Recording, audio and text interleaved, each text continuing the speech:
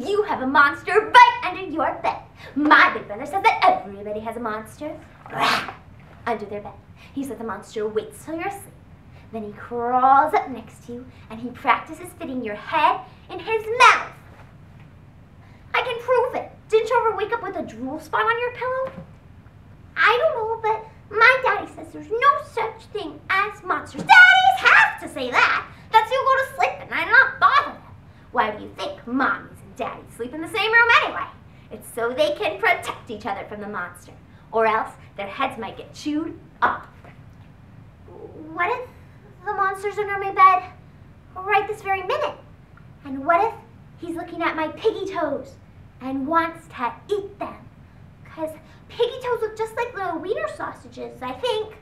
And the monster's really real. Grace said it can turn invisible. That's how come we never even saw that guy. There's nothing scarier than the thought of a monster hiding under the bed or lurking in the closet. But are monsters always the hairy, frightening creatures imagined in Junie B. Jones Has a Monster Under Her Bed by Barbara Parks? Or could they be misfits, erroneously labeled by society as monsters, like Boo Radley from Harper Lee's American classic To Kill a Mockingbird? My brother Jem wanted to see what he looks like. Let's try to make him come out of his old creepy house.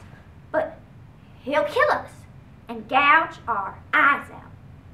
When I was 6 and Jem was nearly 10, our summertime boundaries were Mrs. Dubos's house and the Radley place, which was inhabited by a malevolent phantom.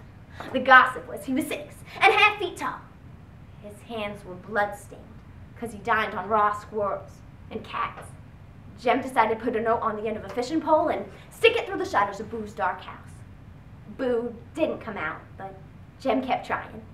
Then, one night, Jem and I were outside playing when something grabbed a man. Through the darkness, I recognized him as the town drunk, Bob Ewell. I felt my brother jerk backwards to the ground. When Jem screamed, I tried to run to him, but my arms were tightly pinned. The man's arms were like steel, and he slowly started squeezing the breath out of me. He smelled of stale whiskey. Suddenly, I heard footsteps coming. The man holding me let go, and he ran off. I saw Boo Radley coming toward our house, carrying Jem. My father ran down the steps yelling, This way, Arthur! Someone's been after my children. And he and Boo carried Jem inside.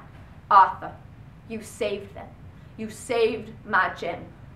Thank you for my children, Arthur. Thank you. I realized then that Boo, maybe I should call him Mr. Arthur, must have heard my screams and come running to save us. I looked at him, standing there. His hands were white, sickly white hands that had never seen the sun.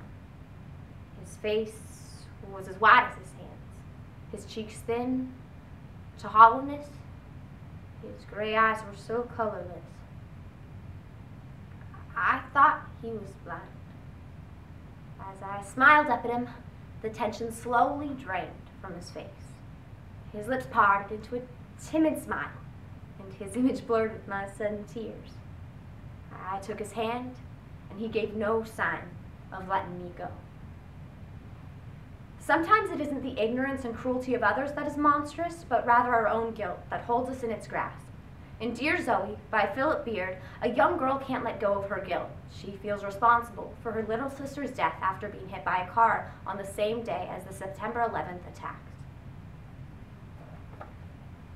Dear Zoe, I have this picture of you and Mom on my desk in my room. You're kneeling on her lap, facing her, and your mouth and eyes are both smiling right at her like there's no one else in the world. The picture's taken from the side. It's a picture of Mom's hair in your face, and you can see Mom's face in yours. That's the kind of face you had, the kind that reflected the world and made it beautiful. Sometimes we talk about how we're all numb to the videos of the planes hitting the buildings, of the buildings coming down. How we never felt the way everyone else did that day. that was important for me, to find out that on any day you could pick, there are thousands and thousands of little deaths, tiny tragedies, and that all of them matter. I passed a newsstand, and the front page of the New York Times read, "New York to observe September 11th with dawn to dusk tributes."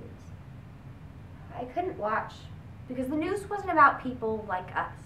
The country was fighting the war on terror. Little crimes, like mine, didn't matter. Little deaths, like yours, didn't make a sound.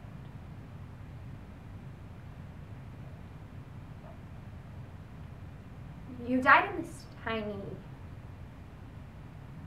silent part of that day.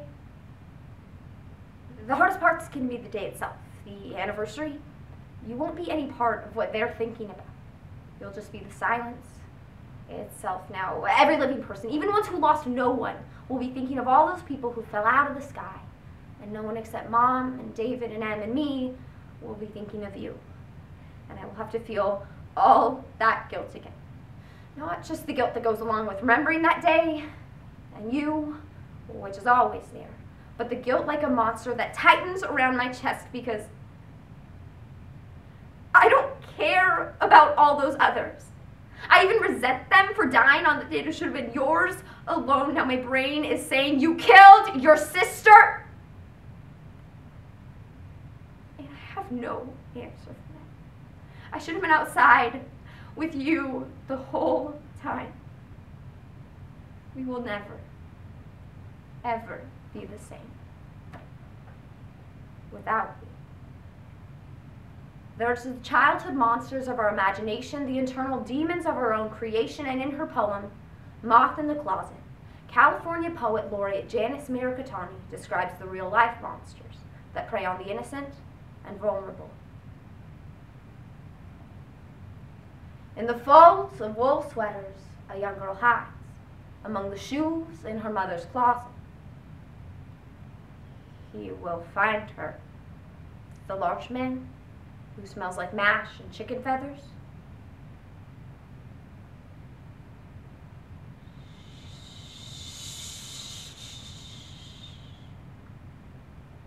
The girl whimpers as she hears the slapping of his slippers entering the bedroom.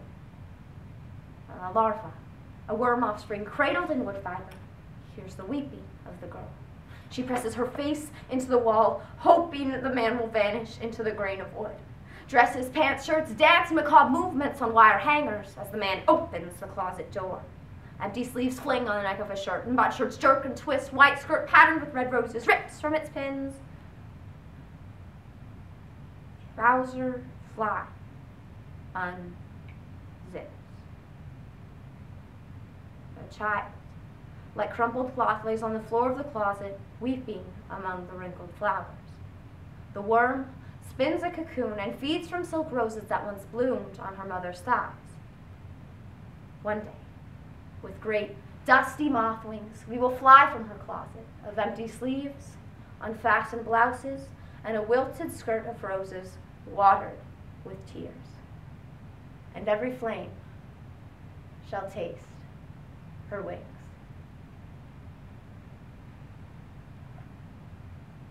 There's no such thing as monsters